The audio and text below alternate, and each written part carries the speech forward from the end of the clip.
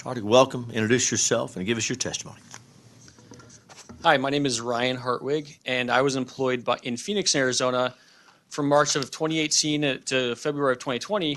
And for those 23 months, I worked as a content moderator for Facebook under the subcontractor Cognizant Technology Solutions. I personally reviewed over 70,000 pieces of content while working for Facebook and all types of content on both Facebook and Instagram. While working for Facebook, I noticed the company had a particular interest in politics and would often bend or break their own rules with, for example, newsworthy exceptions. Subsequently, I reached out to Project Veritas, who provided me with a covert camera. I began filming for the next 9 months inside Cognizant's content moderation facilities. I published a book analyzing Facebook's practices titled Behind the Mask of Facebook, a whistleblower's shocking story of big tech bias and censorship, with my co-author Kent Heckenlively, JD.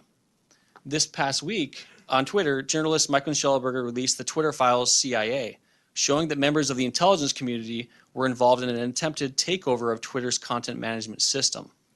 What I observed at Facebook includes interference in U.S. election activities, along with influence in foreign countries. Here are just a few examples of what I observed and documented.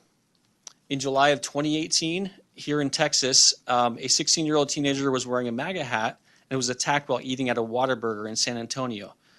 Facebook instructed us to delete this viral video, seen millions of times, because it showed cursing toward a minor, despite there being many instances of the video in which the cursing was bleeped out. We continually flagged political content with the label VI, which had the effect of routing it to Facebook employees for further review. Facebook also instructed us on how to take action on political speech during the 2018 midterms. They told us to delete the phrase monkeying things up and told us how to interpret the phrase used by Ron DeSantis as hate speech. This was during the 2018 Florida gubernatorial race against Andrew Gillum. Facebook had election training decks for the 2018 midterms, not only for US politics, but globally as well, for countries like Poland, Taiwan, Canada, and Argentina. I also had limited access to some training material for Brazilian Facebook employees. Facebook had us monitor, track, and flag content related to Spain's Basque and Catalonian nationalism separatist movement.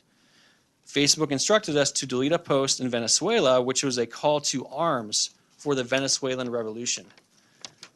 Facebook specifically instructed us to ignore human smuggling content that explains gaps in border patrols or explain how it's done.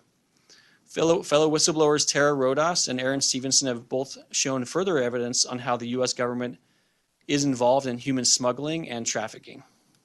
And the last example I want to share is that I never received any type of legal training from Facebook or any state or government officials on what is deemed election content or with regard to any state or federal election laws. Since 2020, when I came out as a whistleblower, I've done hundreds of interviews on the topic of content moderation in dozens of countries worldwide, because the topic of free speech online is a matter of global importance. I helped submit much of this evidence in the Murthy versus Missouri case in March of 2024 that went to the Supreme Court. My whistleblower's writ of qui tam was in the nature of an amicus brief submitted by Dr. Three Rivers.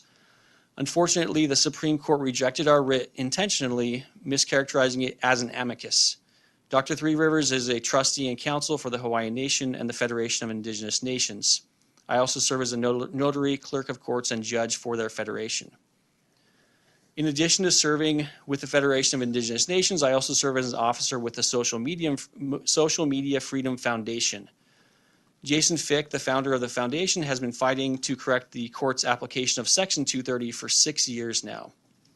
He too has been to the Supreme Court twice and is currently headed toward the Supreme Court a third time. After years of litigation, it seems the courts are not interested in resolving the disaster that we face online. So I now call upon the Texas legislature to take action against Meta to prevent further disruption of the 2024 local and national elections. I myself was born in Alaska, and it's an honor to be here in the great state of Texas. And I want to call on all of you, all the members of the committee here, to take action, to help all of America and the world to fight against the tyranny of Meta. And with that, I yield.